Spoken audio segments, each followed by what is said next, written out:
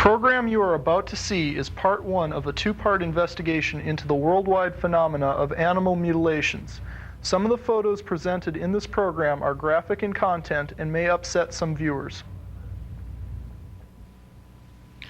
The views and opinions expressed in this program are not meant to alarm anyone, but merely to start an intelligent discussion about an interesting phenomenon, the possibility that an intelligent alien life form does exist and is actively making contact with the Earth. Hello, my name is Jerry Black. Tonight we're going to be talking about cattle mutilations. Since 1967 until the present time, thousands of cattle have been mutilated, some under very mysterious circumstances. Tonight we'll talk with Linda Moulton Howe, international expert on cattle mutilations. Is there really a connection between UFOs and cattle mutilations? Tonight we'll also give you an update on the GAO investigation into the and is actively making contact with the Earth. Hello, my name is Jerry Black. Tonight we're going to be talking about cattle mutilations. Since 1967 until the present time, thousands of cattle have been mutilated, some under very mysterious circumstances. Tonight we'll talk with Linda Moulton Howe, international expert on cattle mutilations. Is there really a connection between UFOs and cattle mutilations? Tonight we'll also give you an update on the GAO investigation into the crash at Roswell. So stay tuned for this and a lot more on UFO Update Live.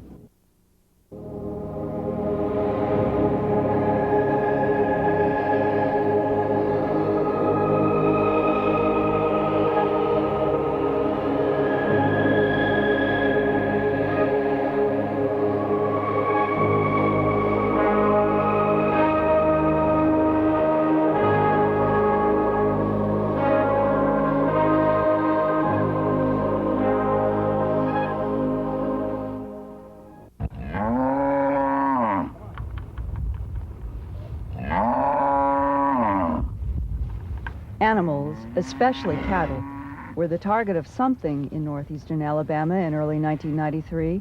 Whatever it was could sound like a roaring helicopter or be completely silent. Tommy Cole, chief of detectives in the Albertville Police Department in Marshall County, had his own experience with a loud, vibrating roar over his house and barn. His wife, Jean, was with him. And the house just went to vibrating, just, you know, and first thing that come in my mind told me it had hit something, so I come running out the door, and just as I come out the door, I knew that it was overhead, and so I looked up, and that's when I saw something that was making this huge noise. I heard a loud sound, a shrill sound, and I flipped the lights off in the barn. It was the first thing I did, and I listened more closely, and I came out the front of the door and came through this gate and up to this gate here, and by the time I got here, I met my wife coming from the house, and we met right here at this gate. But we didn't know what it was, and we just stood there for a few minutes and looked at it, but we didn't see any lights on it. It was just a... Another day in January, Jean Cole was shocked to see an enormous aircraft right outside their house. It was just huge. It was bigger than, to me, it was bigger than the military helicopters that fly over from Fort McClellan. You know, it had the 4 seats in it with 4 men in it. And the back of it was unusually big. You know, usually the tail of it is longer, but this one didn't seem to have that long of a tail on it like most helicopters do. In other words, it was more of like a rectangle or an oval? Oval shape. It was an oval shape, and it seemed to have a smaller tail section. And what was the color of this oval? Most of it was white, except it had a blue stripe on it close to the bottom. And most of the TVA helicopters are blue and white. Tennessee Valley Authority. Tennessee Valley Authority, but well marked.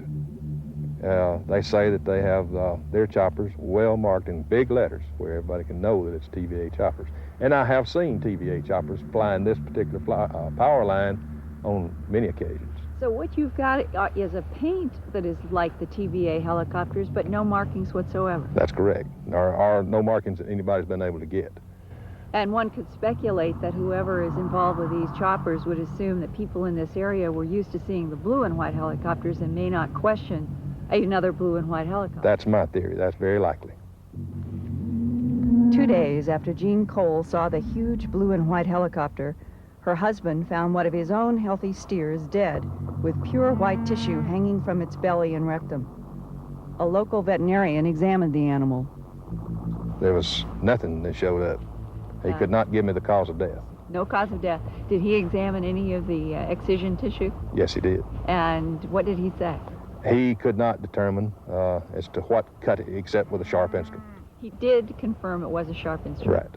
Right. Pathology studies of the animal excisions have confirmed the tissue in some animals have been cut with a sharp instrument, and in others, the tissue has been cut with high heat. The patterns of the cuts and tissues taken have been similar from animal to animal and worldwide. Often, one ear is taken, one eye is removed, along with a circular excision of flesh around the empty eye socket. The tongue is removed from deep within the throat. Udders are removed bloodlessly and often only hide deep. Or only the teats are removed in clean, dry holes or cut off at the surface of the udder. In males, the genitals are excised in a bloodless oval. The rectum is cored out in most of the animals, and sometimes the tail is also removed in a smooth cut through the tailbone. In a few cases, skull bone has been smoothly excised without evidence of bone saw marks.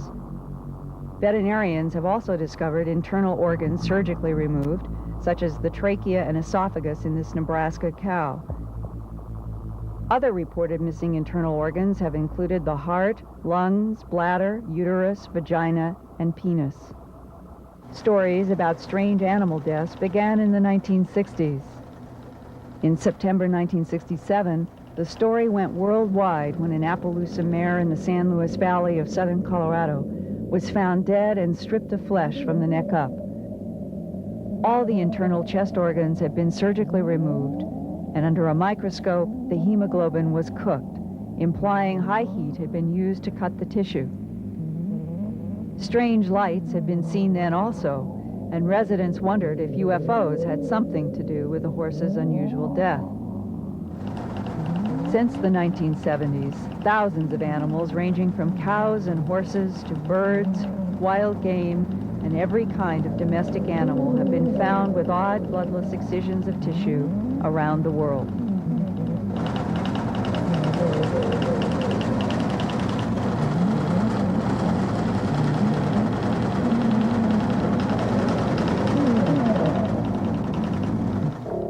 Some of the mutilation cuts are serrated with a darkened edge like this one, found on a steer in Oregon in 1990. This notched edge is similar to one from a 1975 mutilation in Montana.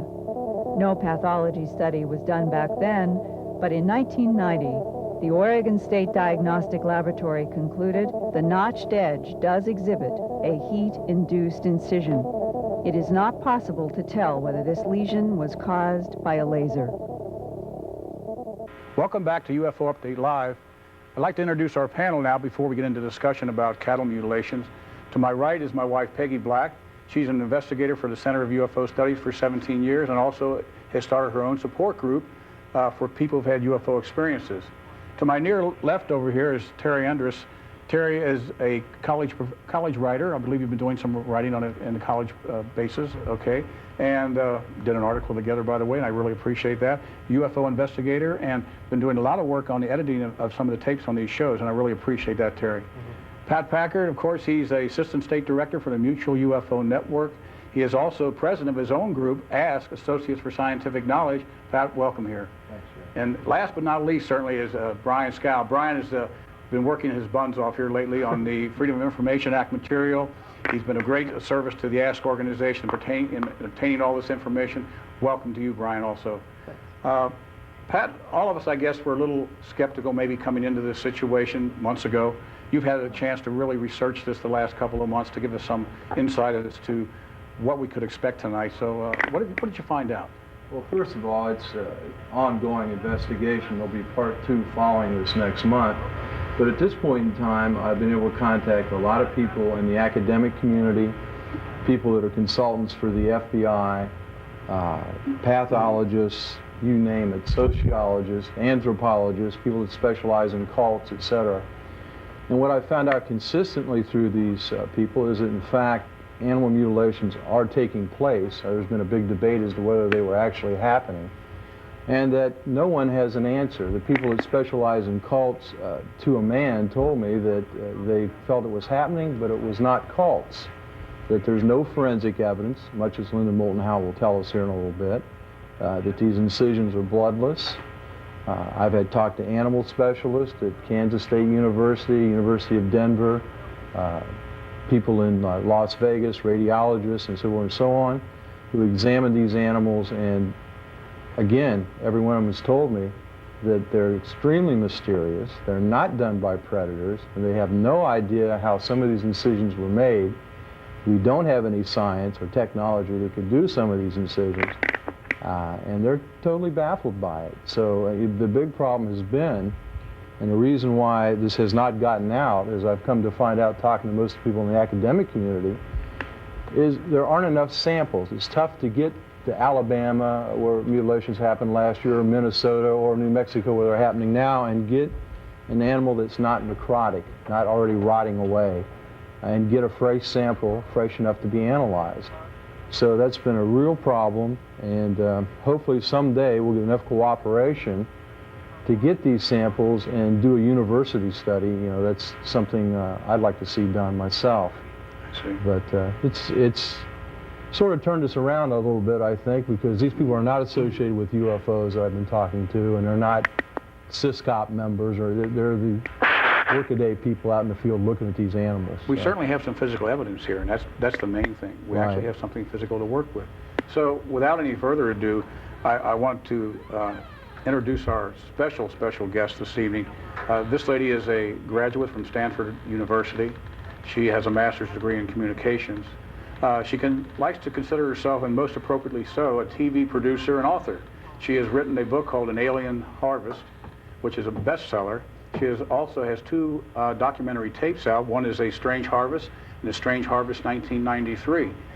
She's been on so many TV shows, it would be ridiculous to try to cover all of them. She is just I really consider her a very objective and scientific person in the UFO community at a time when that particular phase of investigation, the type of investigation, is becoming obsolete. She is a real trooper. She's hanging in there. She's not sensationalizing.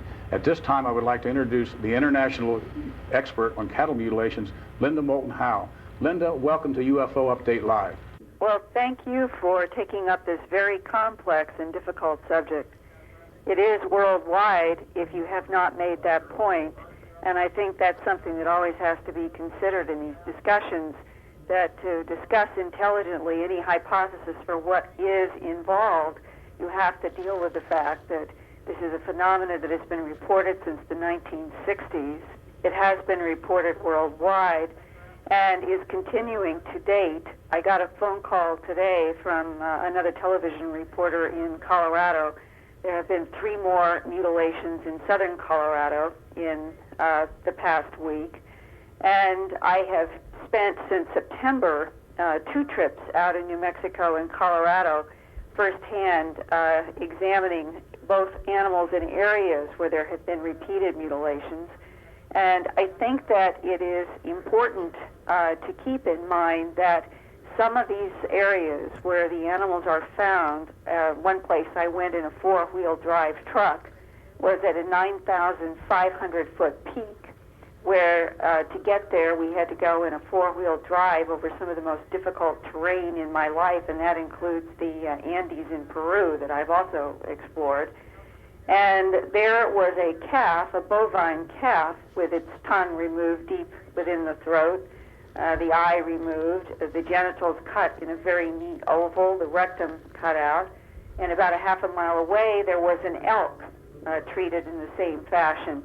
And when people discuss the possibility that satanic cults are involved, again, I say you have to match the hypothesis with the facts. And there is no satanic cult that I know that is going to rustle a calf from a pasture at 9,500 feet, take it to a satanic ritual someplace, use it, and then return it to that 9,500-foot pasture. And that has been one of the aspects of this 35-year-long mystery with law enforcement saying, why are these carcasses being returned to the pastures to be found almost as if something is flaunting what has happened to the animals? Has there been any one case that sticks out in your mind, Linda, that has really just made you just firmly believe this is something other than cults and other than predators and things of that nature? When I did A Strange Harvest back in 1979 to 1980, I started the story thinking that I was in an environmental contamination problem, that for some unknown reason the government might be involved with killing these animals and taking tissue from them out in the wild for reasons that were not clear, but may have had something to do with environmental contamination.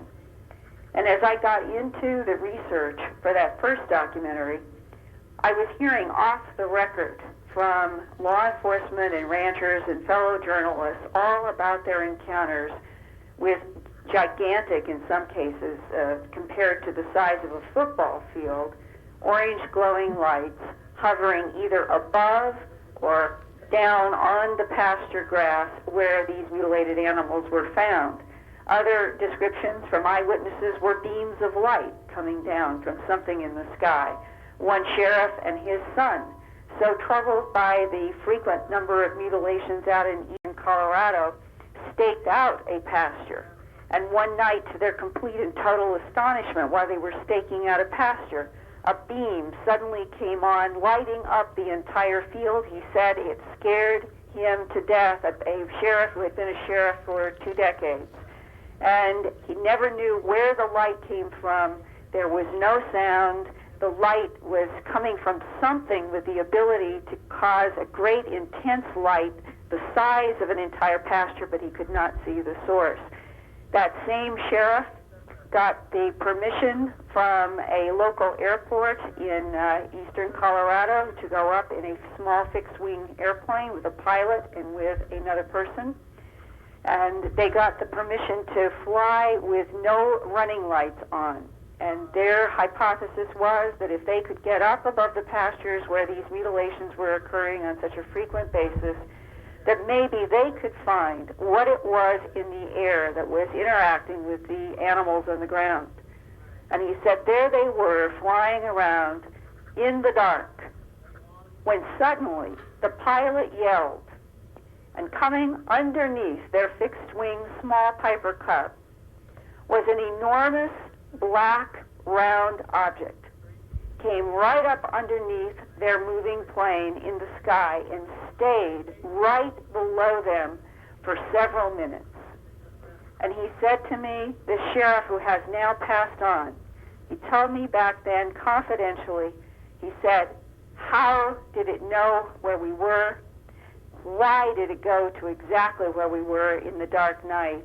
And how could it stay right underneath us for several minutes? Those are the kinds of things that law enforcement were experiencing personally, but you never heard any of those stories out in the public. And the most dramatic cases that have involved eyewitnesses have ranged from a rancher in Waco, Texas, who said in 1980 that he was out rounding up some cows down in a ravine. One was missing. His sons and other ranch hands had gone back with the rest of the cows. He was determined to find this other cow. Said that he came around some mesquite trees and came within 100 feet, he thought, from 2 what he called creatures. He said they were not human. He said they were the color of mesquite trees in the spring, which is a sort of pine green or olive green. He said the eyes were enormous, solid black, large and slanted, that there were no facial features besides these big black eyes, and that these, whatever they were carrying a calf between them. And he ran in complete and total terror from the scene, and it took him 3 days to get up the courage to go back. And when he and his wife and son went back to that grove of mesquite trees where he had seen what he called creatures carrying the calf, they found the body of a calf in which all of the muscle, all of the bone, all of the internal organs were gone. The entire outside hide casing of a calf was still there in place, folded neatly on the ground, and next to it was the backbone of the calf with every rib missing, just the spine. And he said to me, this man was in his late 70s then, he said, "Who are these creatures, and what are they trying to tell us?" And I think that that humble rancher's question is what we are all trying to find out. Do you have any answer to the reason that your scientific and objective investigations that you've been doing for so many years, Linda, have not been given the type of publicity, at least in my mind, that they should have been given? I don't know. It probably relates to denial as a coping mechanism in the social milieu that we live in. I know that in the films that I have done, in the 2 books that I have out now, Glimpses of Other Realities and An Alien Harvest, I know that everything that I'm dealing with in terms of the animal mutilations is firsthand eyewitness testimony, hard physical data in terms of the bodies. We now have so many case files of medical anomalies, and I will discuss with you right now, if I could, one of the best cases this year. I've been working on a research grant in which we have been trying to help veterinarians with some of the bills that are necessary when a veterinarian does a full necropsy on an animal and then has laboratories do testing. And this has not been done very often because neither the rancher nor the veterinarian nor the law enforcement agency wants to absorb those costs. So for a few months, we have been able to pay veterinarians to do necropsies and lab tests, and one of them that was the first in this year's research grant occurred on a farm ranch in northeastern Las Vegas, February 24th of this year. And the owner, Bonnie Martin, told me that they've had some cattle to help train their horses. Horses are the focus of their life, so this is not even a large cattle ranging ranch. And the few cattle that they had were inside of a locked corral, inside of a fully fenced piece of property. And in the evening, they knew that everything was fine, there was no trouble, all animals accounted for. 9 o'clock the next day in the morning, on February 24th, they found one of their steers with its rump up against the water trough inside the locked corral, ear missing in a serrated edge exactly as you have seen in my documentary, I believe, tonight, that pinking shear-looking edge. The eye had been removed, the tongue had been cut deep in the throat, down near the larynx in a vertical cut, meaning from the bottom of the throat up toward the top. The genitals were completely missing from the belly of the steer, and the rectal area had been cored out in an extremely neat, bloodless, dry hole. They called Dr. Garth Lamb, who is a veterinarian in Las Vegas. He has known the Martins for a long time. He came out, and a colleague of mine, George Knapp in Las Vegas, got there with a videotape camera and crew and videotaped this necropsy. And there is this wonderful moment when the veterinarian is down with his hands on the belly of the steer trying to find any remnants of what should have been the penis and the and there's nothing there. And he looks up at Bonnie Martin and he said, "You did say this was a steer, didn't you?" She said it was until through last night. And when he began to examine the animal and finally went into the belly to look at the organs, he never found any penile tissue, found that the urethra in the body of the animal was affected in some odd way, had been hardened in some way, but it wasn't stones or it wasn't calcified. And he was so puzzled. He said, "I cannot understand what has happened to this animal. May I take the head back to my office? I want to x-ray it to see if there is any projectile, anything that I can't see on gross examination here." And back at his office, when he x-rayed the head, again, a another level of surprise. He found that a 2-inch by 3-inch section of the steer's skull bone was gone, was literally missing. Yet on the outside of the calf's head, there was no excision where the skull was missing.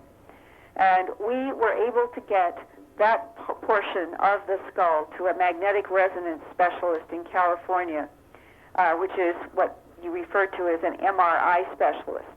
And he examined where this excision had been made in the steer's skull and came back with a formal report that there was or were no metal filings. And that raises yet an even greater mystery, because so far I have not been able to find any explanation about how a 2-inch by 3-inch segment of bone in a steer's skull could be removed without something like a bone saw, which always leaves metal filings and leaves a very characteristic striation on the surface of the bone. Dr. Lamb said that the surface of that bone was smooth, like jello. So there is a huge mystery on what happened to that steer in Las Vegas in February. In addition to what happened to the penile tissue, is how did something get this large section of skull out of a steer's head, and what technology was used? Linda, is there a possibility that Terry Enders could ask you a question at this time? Surely. Thank you. Linda, hi, this is Terry Enders. I'll tell you, the amount of work you've done is almost as impressive as the phenomenon itself. Could you tell us, though, what kind of tests are typically performed to eliminate such possibilities as some topical viral infection that might be, creating open sores and ulcerations? Yes, I just got a pathology report today back from the Colorado Veterinarian Diagnostic Lab in Broomfield, which is north of Denver.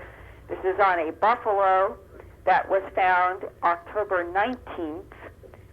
Not very long ago. This is an animal also in a locked corral, locked pen at the Denver Buffalo Company, which is near Kiowa, Colorado. Kiowa, since the early 1970s, for whatever the reason, has been an area in which there have been cycles of mutilations for 30-some years. This most recent buffalo is quite a case because I have a very good veterinarian's necropsy report on it. He found a very abnormal-looking spleen.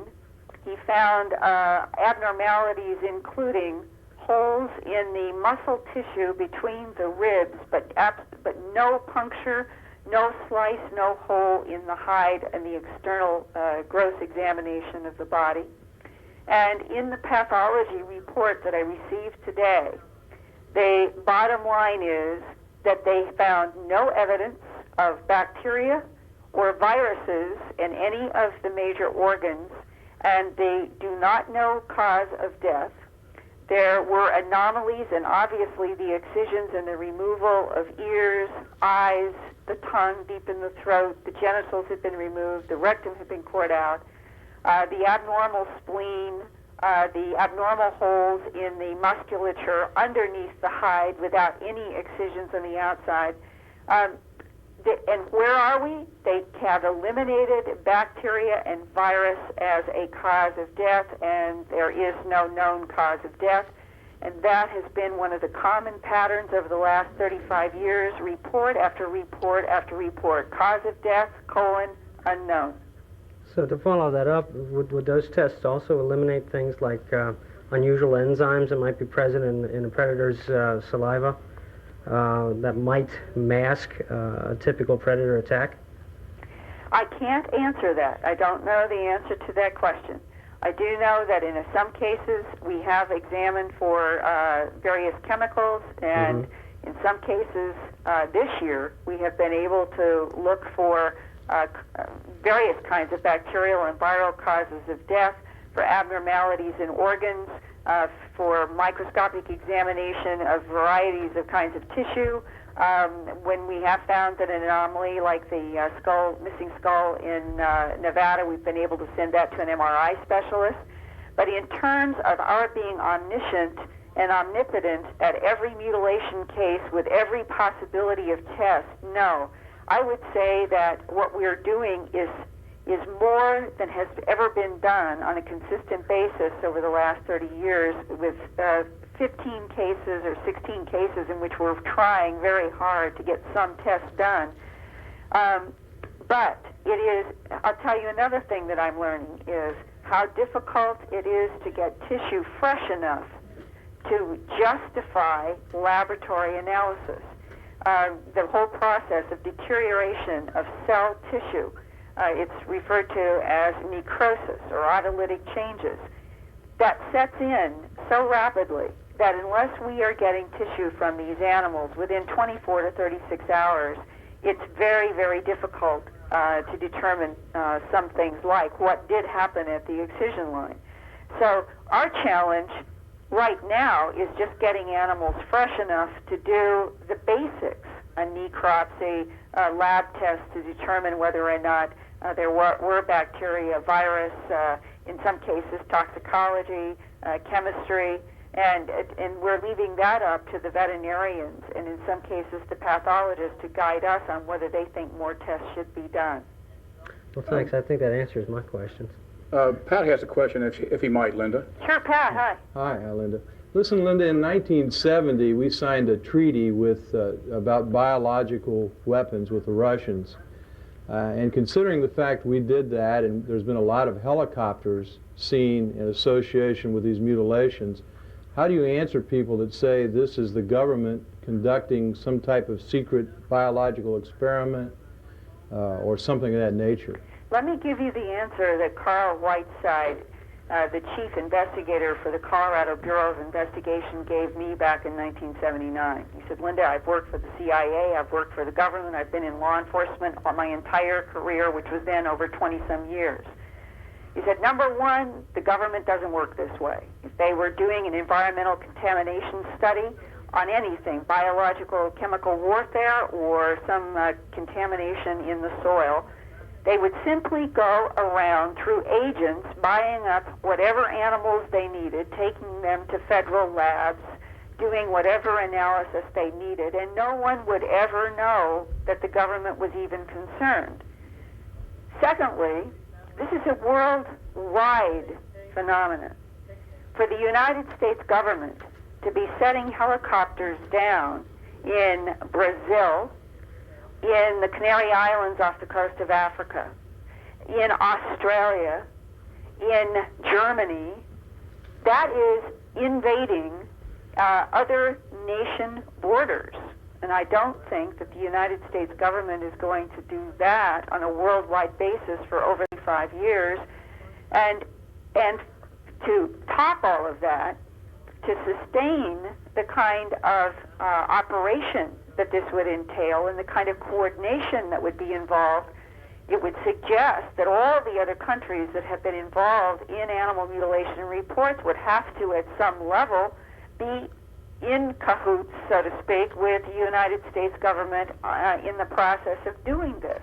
And there's no indication anywhere that there is hard, firm knowledge about governments being involved with these animal mutilations, as much as there is this larger body of circumstantial evidence from eyewitnesses who have been describing non-human creatures over the past, at least going back into the early 70s.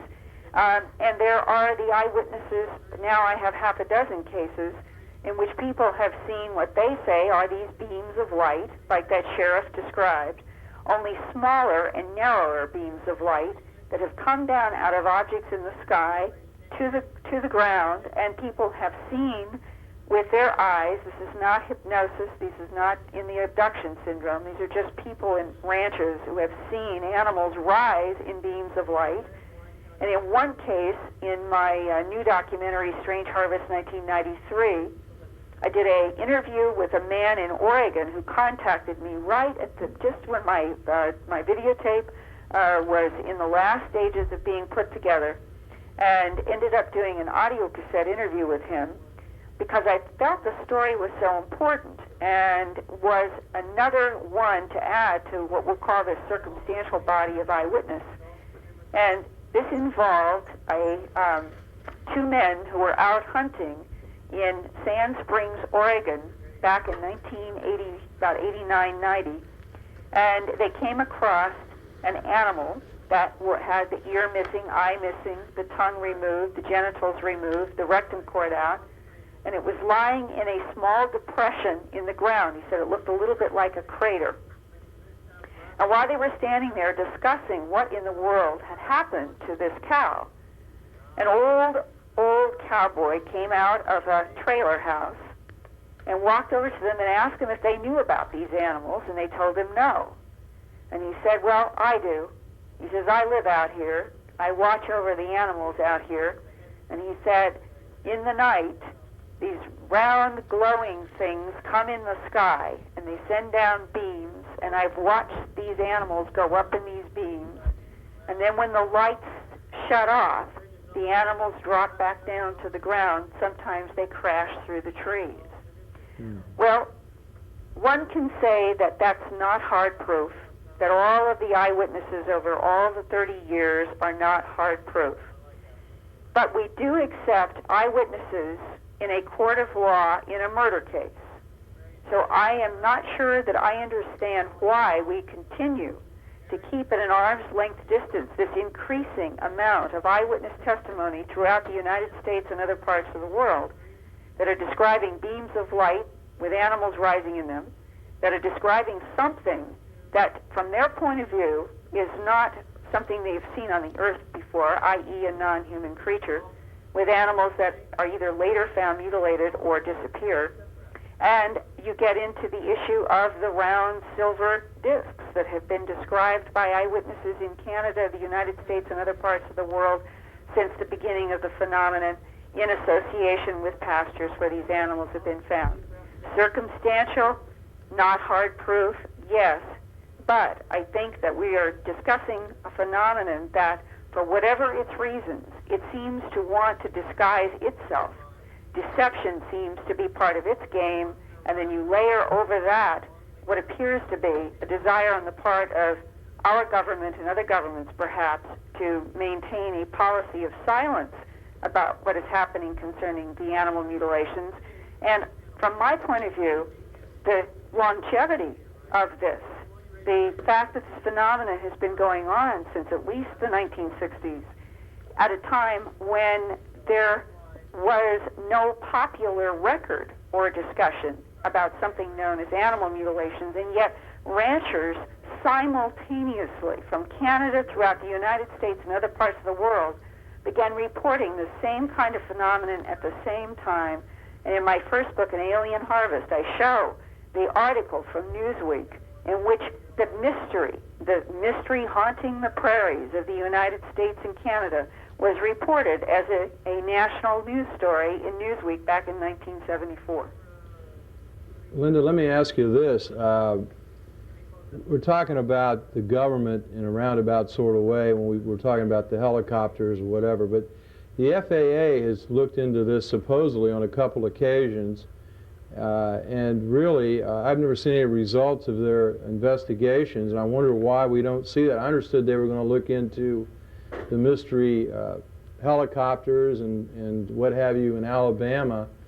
I do know that Tommy Cole, chief of detectives in the Albertville Police Department, ran a check on one number letter combination that they got from one of the farmers in Alabama.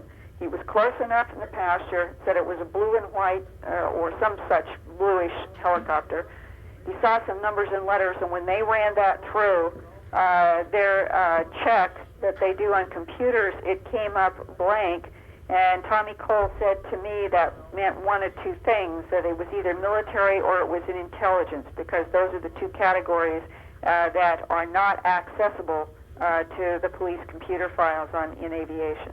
Well, in fact, in Alabama, isn't it true that we've got, we can't actually say what they are, but mysterious lights on videotape by several of the people down there, and photographs and what have you? In my new documentary, Strange Harvest 93, I was trying to show how, in a chronological sequence, these many, many things were happening in a very tight and compressed period of time. There would be a mutilation on one day, followed by, let's say, somebody in Geraldine, Alabama, videotaping a strange moving light in the sky, followed by a mutilation the next day, followed by someone in Fort Payne doing videotape of an object moving close over their house, clearly close over the house because they could range it against the trees that were growing near the house. The next day there would be a mutilation, and then there would be another videotape someplace else in the vicinity in about a 50-mile diameter circle. All of this activity. Odd lights in the sky that were videotaped. My gosh, I must have looked at a dozen of those tapes, and at least half a dozen were depicted in the new documentary. There were the moving lights in the sky, there were the mutilations, there were animal disappearances, and probably the single most dramatic were the cases in which eyewitnesses, one at 5 o'clock in the morning, two at around 2 o'clock in the morning, saw discs with lights spinning around the perimeter at 45 to 50 feet from the door or the window where the witnesses were standing at their homes. Now that is dramatic testimony. Wasn't that one of those people was a minister, wasn't he? Yes, the Baptist minister. He was, at first, he was so reluctant to discuss what had happened because he was so afraid that he would be kicked out of his church, that he would be kicked out of his community. And after we had talked for some length, and I said, sir, if everyone continues to hide from this phenomenon, if everyone continues to deny it, if everyone goes along with whether it's the government's disinformation plan or what, to say, oh no, I haven't seen anything, I haven't heard anything, don't discuss it with me, we're always going to be in this perpetual out of sync with another reality that seems to be interacting with the planet. And finally he agreed and said, you know, you're right. I really owe it to my community to stand up and say exactly what my son and I saw. And so, bless him, he did, and he is in the new documentary, Strange Harvest 1993, describing what occurred. And also the pictures that he drew are in that film and in this new book, Glimpses of Other Realities, and I'm forever grateful because I think that it takes people who are community leaders to have the courage to stand up and say, I'm not going to go along with the old ridicule game anymore. I'm going to say exactly what I saw and what I heard. And in that case, his wife also heard. She was too terrified to go to the window, believe it or not. But she heard with her husband and the son the horrible noise they all described as sounding like a tornado coming through the walls of their house, shaking the house so much that downstairs in the living room, they discovered the next morning 3 fish bowls that had been like goblets lined up on a coffee table. All the water and all the fish but one had been slopped out onto the coffee table, and every one of the fish was dead except one that was left in the bottom of one bowl in a tiny shallow bit of water. That's how much whatever it was shaking their house. Isn't there an investigation now? I know we had one by Senator Harrison Schmitt in '79. It didn't prove too useful.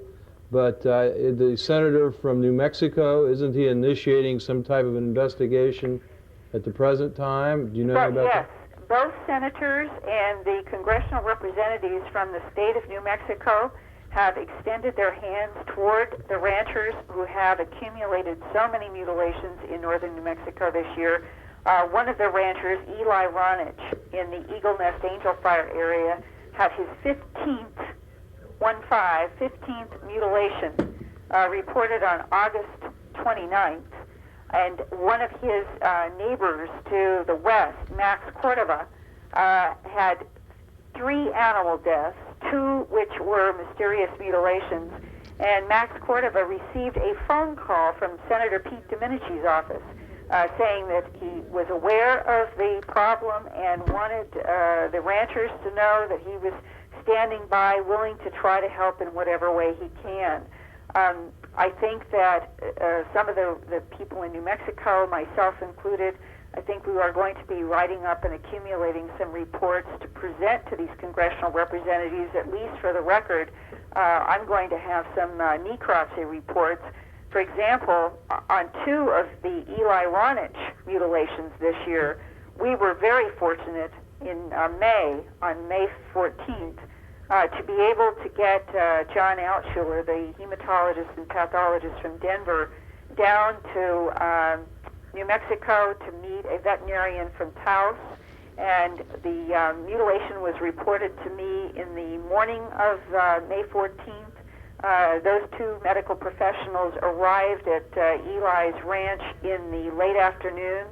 They were able to go to the end of, it's called Eagle Nest Lake. It's about 2 miles long as the crow flies, and there was a mutilated steer at either end of the lake.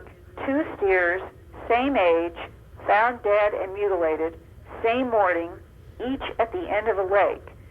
They did complete necropsies on both animals, and they took tissue from all of the mutilator's excisions, which were the classic ear missing, eye missing, tongue missing, genitals, and rectum cord out. And this was a very especially interesting case because under the microscope, and these were very fresh, this was 2 of the freshest animals we've ever gotten to. And Dr. Altshuler found that there was evidence of high heat at every one of the excision lines in both of the steers. Brian, do you have a question for Linda? Yes, Linda, I'm aware that Kenneth Rommel had headed an investigation, as you were, I think that's what Pat was referring to, in 1979 in New Mexico. And I know that he was supplied some data from Los Alamos National Labs. They had said that they had themselves conducted some investigation on some of the mutilations prior to Rommel's intervention. I was just wondering if Los Alamos has ever made public what their findings were. Not to my knowledge. And when it comes to Mr. Rommel's report, I can share with you my own firsthand experience with him in October of 1979. He had received the grant around May or June of 1979. I was in his office with a film crew in October of 79, so that would be 4, 5, 6 months after he had started this so-called official investigation into the animal mutilation mystery. And with the camera running, he said to me, "I am going to prove that there is nothing to this but predator." And when I asked him how he could do an objective investigation, if he was setting out to prove a bias as opposed to looking at the physical evidence and the facts and coming to an objective conclusion, he repeated again to me, "I am going to prove that there is nothing to this but predators." From my point of view, that is not a professional and objective way to investigate anything. Linda, at this present time, are we prepared, either with veterinarians and other scientific people, to move in case there's another epidemic of cattle mutilation such as there was in the 1970 era? I know there's cattle mutilations going on now, but if we run into a situation like we did in the middle 70s, are we prepared at this time to be on the scene at a moment's notice? Well, I think what you mean is that between the summer or spring of 75 through 76, that there were mutilations being reported simultaneously in geographic areas as disparate as Canada, the United States, Australia, and other parts of the world, because as you go back and look at mutilation reports in those 2 years, it was as if our entire planet was besieged, and I think that's what you mean. Yes, ma'am. This year, I personally have been traveling to areas where there's been a geographic focus, and that's why we've been able to do what I just described, getting the pathologist and the veterinarian to that scene at the lake the same day. Will we be able to do that at the conclusion of the research grant? Probably not, because it takes a lot of time, money, and energy to travel and get to these places. At least we're going to have a firmer baseline that we're dealing with physical anomalies in many of these cases that definitely eliminate predator and disease, and that the issue of satanic cults is not even acceptable to the law enforcement officers that I have been asked to meet with them in some cases to discuss satanic cult operations, and have had law enforcement tell me themselves that what I'm investigating and what happens to the animals that we're discussing does not resemble in any way what they're dealing with in satanic cult operations. So if you eliminate the satanic cult disease and predator and say, what can we do with the highly strange, anomalous cases that fall into the category that we're discussing tonight and that I've been investigating, can we assemble teams on an ad hoc, volunteer basis and get something more done? I don't know, because one of the things that I've discovered over these 15 years is how very, very difficult it is to get to animals fresh enough, to get the tissue collected correctly, to get veterinarians out to do full necropsies, to get the tissue to labs in proper formalin solution. This is difficult work. Anybody listening who thinks that this sounds like a great adventure, I want them to know that there's more perspiration than there is adventure. This is really tough work. But I've persisted in it because I am convinced that we are dealing with something that is at least considered, I'll turn this around.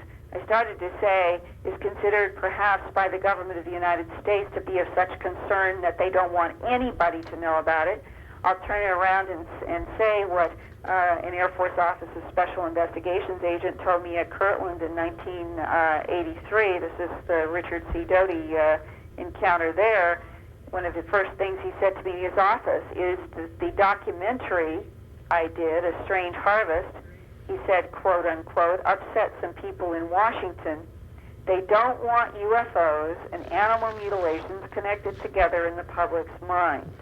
If he was speaking honestly about a point of view from some inner sanctum in our government, and that there is knowledge about all of this, and somebody has made a very focused decision to keep this phenomenon from the public for probably a variety of reasons, I think then what this program and all media should be posing is the question, is a policy of silence on a phenomenon that is this long in scope in decades and this wide in global territory in a democracy, is it fair to keep all of this from the public?